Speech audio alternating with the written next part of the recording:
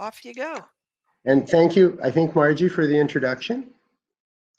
As Margie said, my name is Randy Marcinko. I'll say a little bit more about that during the presentation. Since we're a few minutes into it, I'll wait till later and see if there's time.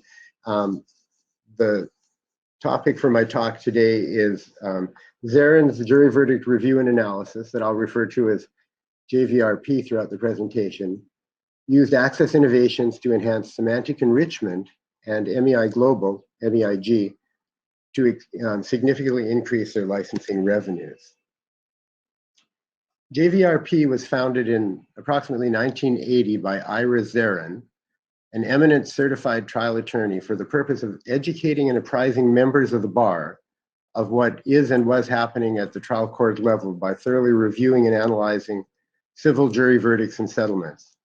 The summaries of the verdicts and settlements reported are prepared by utilizing not only court information, but also personal interviews of trial attorneys that are involved, that are also conducted by the JVRP staff. Throughout the years since its inception and continuing today, unlike any other publication, JVRP provides unique trial access of effective proofs, techniques, strategies, and other items used by the winning attorneys in reported cases.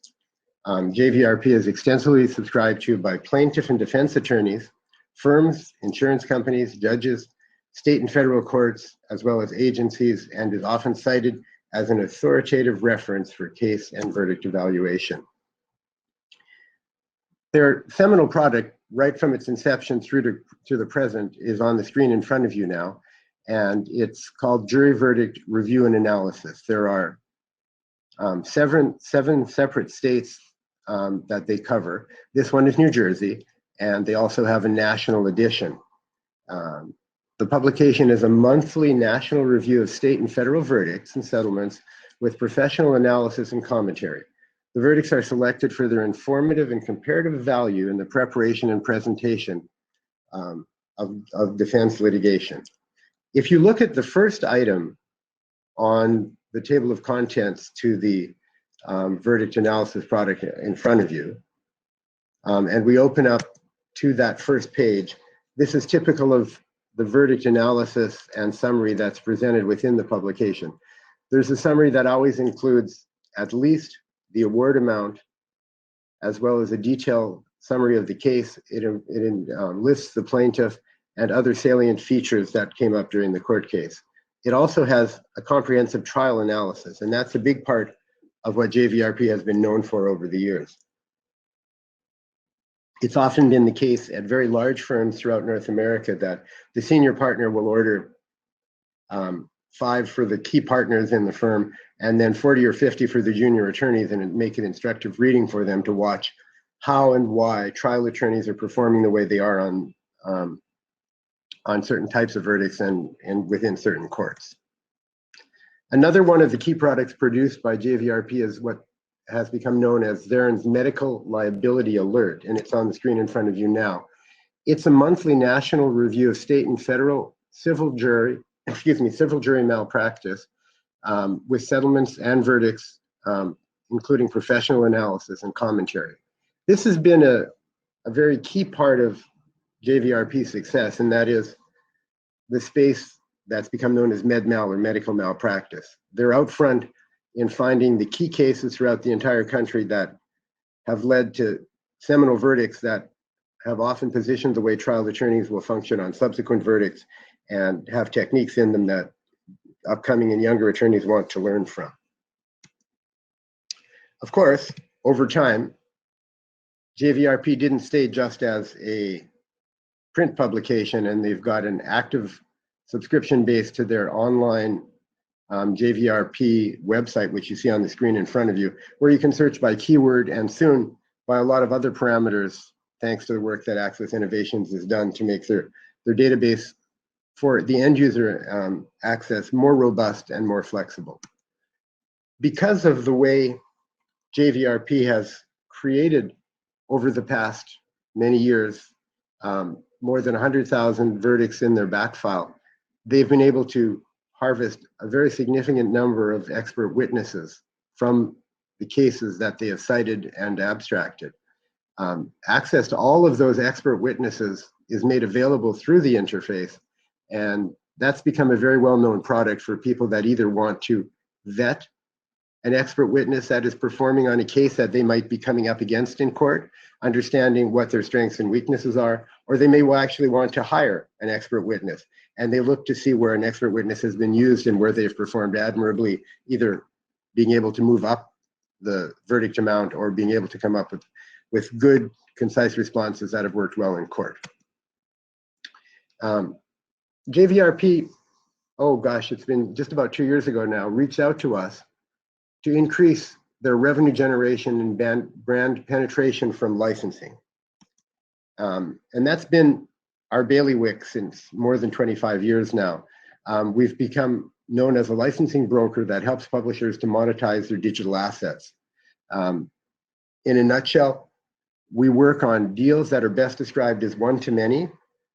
Each licensing deal reaches hundreds to thousands of individual clients. We're not salespeople.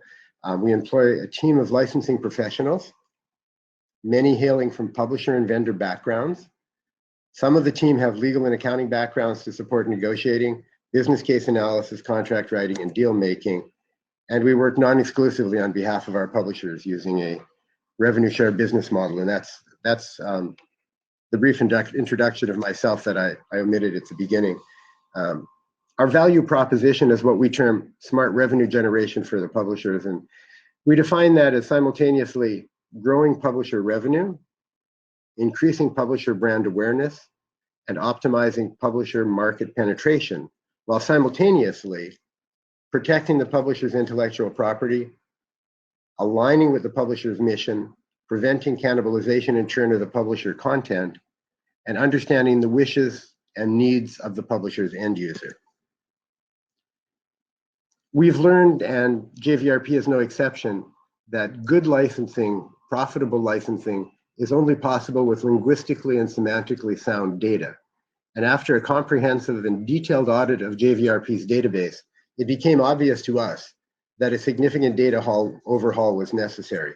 We found a variety of issues that made that imperative. The records in the database, historically and ongoing, need to be recast in well-formed JATS XML. There needed to be the creation of a new legal industry compliant taxonomy called the JVRP taxonomy now. And that wasn't just a general legal taxonomy, it's a legal taxonomy focusing specifically on the realm of verdicts within the legal world. It required a full re-indexing of the back file with the new taxonomy.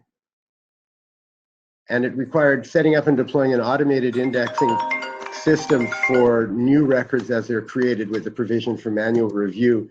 And lastly, the setting up and deploying of automated ongoing entity extraction for the new records as they're created, for the old records in the back file, and also with the provision for manual review.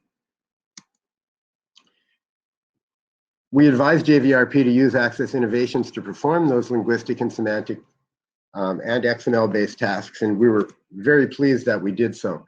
The results have been extremely positive for JVRP and for JVRP specifically in the licensing world. The newly created taxonomy has 15 top-level nodes, and you see that in the lower left quadrant of the screen in front of you. Just a brief snippet of the taxonomy in standard XML format to the right of it. The taxonomy is populated with branches that are up to 5 levels deep, and you see the negligence branch that's fully built out for representing the verdicts world, which is the world that JVRP performs in. Putting all of that together, the new taxonomy, the well-formed entity extraction, and the ongoing processes, Access Innovation now generates on the fly on a monthly basis for JVRP, well-formed XML that contains the index terms, the entities, and puts them into current JATS XML. It's these new records that the vendors have been crying for, and we're delighted now to be able to take out into the vendor marketplace. So it was at that point, about a year and 3 months after we started working with JVRP, that we began an active program to help JVRP extend their licensing and their brand penetration. And what I'd like to do is do a quick look through 4 case studies They're small, but I think each of them illustrative of a whole arena of possible licensing activities that JVRP will be able to benefit from. The first one seems simple and sort of trite. The quick delivery of comprehensive data subsets. We all know what it means, but why is it so important? Well, turns out that heretofore JVRP could really only easily deliver the full file, or they could execute Boolean with parenthetical search strategies to be able to get a subset of the file, but it was never comprehensive. And the vendors in many, many cases would pay a lot more money for a well-curated file, a subset of a larger file that has just what they want within it, so they can rely on it and use it on an ongoing basis. And that's exactly what's happened. So now when somebody comes to us saying that JVRP would be a very good target for their platform, but they really want only obstetrics malpractice cases, we can generate for them on the fly almost, and the vendor's happy. They can update those records on an ongoing basis as new one comes out, and you'll see the direction of the arrow with the dollar sign on it showing that JVRP is doing well monetarily on those sorts of simple but extremely important license functions. Next is data faceting. As I say on the top of the slide, it provides the underlying intelligence for greatly improved end-user searching when intelligently deployed. In the old world, or the world before Access Innovations met JVRP, if somebody wanted to find all of the cases within the 100 and some thousand strong backfile from JVRP, they did a search. Perhaps they did a Boolean search like the one included dental or teeth or enamel and malpractice. But they knew that that was going to give them only the subset that it contained much more than they wanted and not everything they needed. So precision and recall were very low, and it took additional browsing, searching, and culling out to get the right results. Now, when they can create actual buckets of information on particular facets of data that they want to choose from, I show an example where they might have just worked with a particular vendor that wanted to have 4 facets: dental malpractice, cardiac malpractice, awards greater than $1.5 million, and awards less than $1 million. In that case, if they wanted to do the previous search on malpractice caused by a dentist to do with erosion of enamel, they know that everything within the first bucket or the first facet would definitely be on dental malpractice. That's assured. They can then do a small amount of searching and culling out of the exact examples that they want to be able to work on a particular verdict or a particular group of verdicts to be able to generate the information that they need to take the particular case to court. In another instance, a cardiologist might say, well, I'd really like to look only at awards that are for less than $1 million, and I want to consider only cardiac malpractice. And within that, I'm going to do some searching on aortic valve replacements, etc. Well, by choosing by something that appears in both of the buckets, the facet on cardiac malpractice and the awards less than $1 million, they already have a very well-focused starting point. And from that, they can search on the particular procedure or transformation or problem that occurred that would lead to a court case that would lead to a verdict. So that has been, while not directly a licensing case study, it has been a case study in being able to make the data available on their new website that'll be coming out in the not too distant future in a format that's going to be wildly improved over what was there here to date. The same thing is true when the data is sent in this form to various vendors that take advantage of the linguistic and semantic components within them. The third case sounds complicated, but it's actually very interesting, and one of the ones that's generated some very strong interest in just the initial 4 or 5 months of their new products, and that's crosswalking of well-formed data among different databases generates new and highly functional products. The case I'm illustrating for you here is a real one, but the deal hasn't been signed yet, so I'm not putting names on the cardiac journals, but suffice it to say that there's a cardiac journal publisher that reached out to JVRP because they would like to license JVRP records that contain malpractice verdicts on cardiology procedures that also contain the related award amounts. That's easy to do. It's very simple to pull out all of those records now, ship them off to the journal publisher. The journal publisher now on every one of its articles that has to do with a cardiac procedure, they can show their readers how many malpractice lawsuits have been filed on that procedure and the awarded amounts for that particular procedure. You can imagine, especially in cardiology, if that resulted in a 3% savings, that's a lot of money. And it's been worthwhile for JVRP to make these initial forays out, and we find many, many other areas that are equally interesting. Cardiology by itself is one, but there are other vendors that are now interested in a broad range of medical subspecialties and being able to apply the same verdict type information to each one of them. There are courses on medical ethics where the professors are saying, if we only had that information, we might be able to show the students how it's not only when the scalpel is left within the body after the surgery is completed that it's malpractice. It's also malpractice if you haven't given enough information to the patient on the particular procedure so they could make an informed decision. And in some cases, those awards are tending to be even as large as the cases where there's a simple instrument that's left inside the body. Those are starting to be of great demand, and we see a lot of future interest.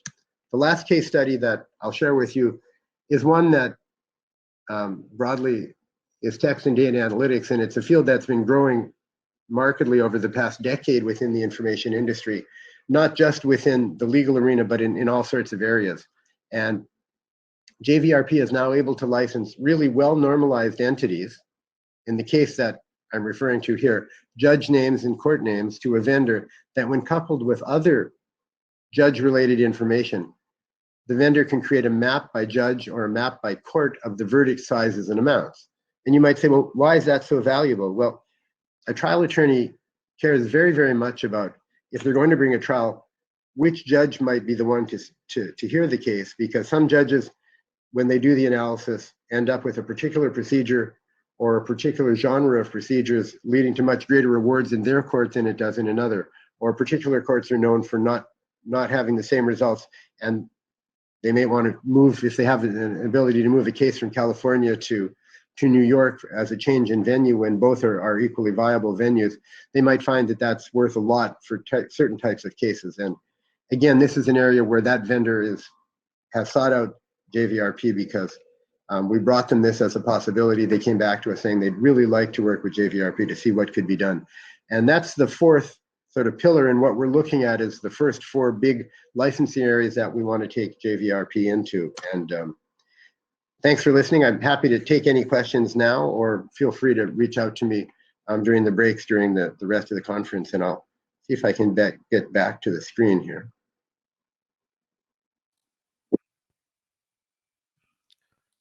Okay. There we go. I'm sort of back. Yeah. There you go. We do have one question. I think you'll like it a lot. From Sandra. I teach a course called Legal Concepts for Health Field. Would you repeat this presentation for my class? This is the University of Washington in Seattle. Sure, we'd be delighted to do so. Okay. So far, that's the only question that I see. Well, Heather, I and my colleague Chris Brukoff will be around, for the rest of the day and tomorrow. So anybody's welcome to hit us up with any other questions as well. Sometimes it takes a little while to come up with the wording for the question people have. So thank you very much, Randy. Question. How do people access this system now? Right now, it's either done on a license by license basis, or you can access their older version of their website at www.jvrp.com. But there will be a new version of the website coming out in late March that will have all the bells and whistles that I talked about. But all of the licensable features that I've talked about are available today. And for licensing, you could reach out to us at any time to do that. Okay. Next is a question. How could you potentially also prevent errors in medical procedures? Well, that's a good question, and we've started talking with a couple vendors and a couple schools that are interested in that. I don't imagine legally one ever wants to say you could prevent, but you could assist them to finding cases when they might be able to prevent it themselves. And the way you do that would be, if they're going to execute a particular procedure, if they were first to scan what are the areas where there's the greatest number of lawsuits and the greatest awards for a mistake that was made. And if the surgeon had it as a standard course of action that they reviewed what those are before the surgery was performed, it might point them to an adequate education, which is the example I showed, and they should be pointing their clients, their patients to more additional information on various topics. Or it might be the case that they should watch for particular aspects of the procedure that have led to problems in the past and be more careful with it. So it's the beginning of being able to do some really cool things in that area, but it takes a little bit of time. That's fascinating. So Jay put in a question that I don't understand. Well, he So says precision and recall on what, Jay? Yeah, I'm going to bring Jay up to the stage. Won't he be surprised? That way he can talk through his question. Sure. In the meantime, there is an increasing emphasis on healthcare providers giving patients fully informed consent. How could this work with that for patients? Well, we're actually talking to a couple scenarios now with different types of either vendors or third parties that might be a good provider. And the easiest way it would be done let's imagine one scenario, and there are several that I think you'll see could fall out of that. If there were a vendor that put it up and the doctor were to say, this is a very complicated procedure, I think you should look at all aspects of it. You should talk to use groups, you should talk to other people with the same issue.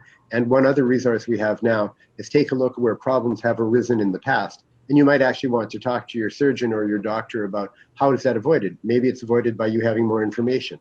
Sometimes you've said yes when you didn't have enough information to make that decision. And what would you need? So it could be provided by the doctor, it could be provided by a medical school, or it could be provided by a vendor. Hi, Jay. Hi, Randy.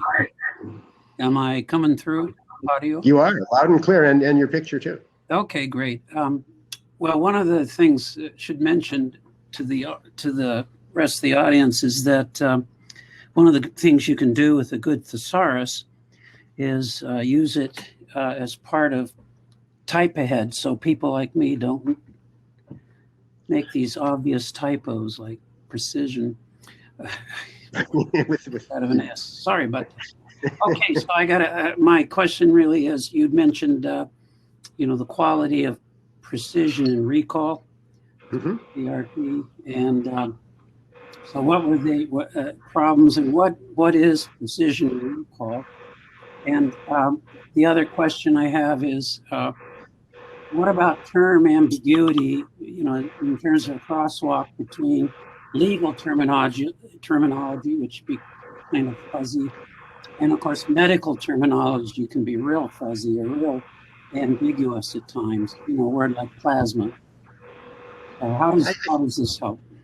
I think the last question is the one that I'll tackle first, just because I think it has a more straightforward answer. It's certainly true that both areas can be fuzzy in terms of nomenclature and in terms of terminology, but I think when you focus it especially on verdicts, the legal side becomes more clear because there are a much smaller number of issues. You're not looking at every legal aspect. You're looking at the things that have to do with verdicts.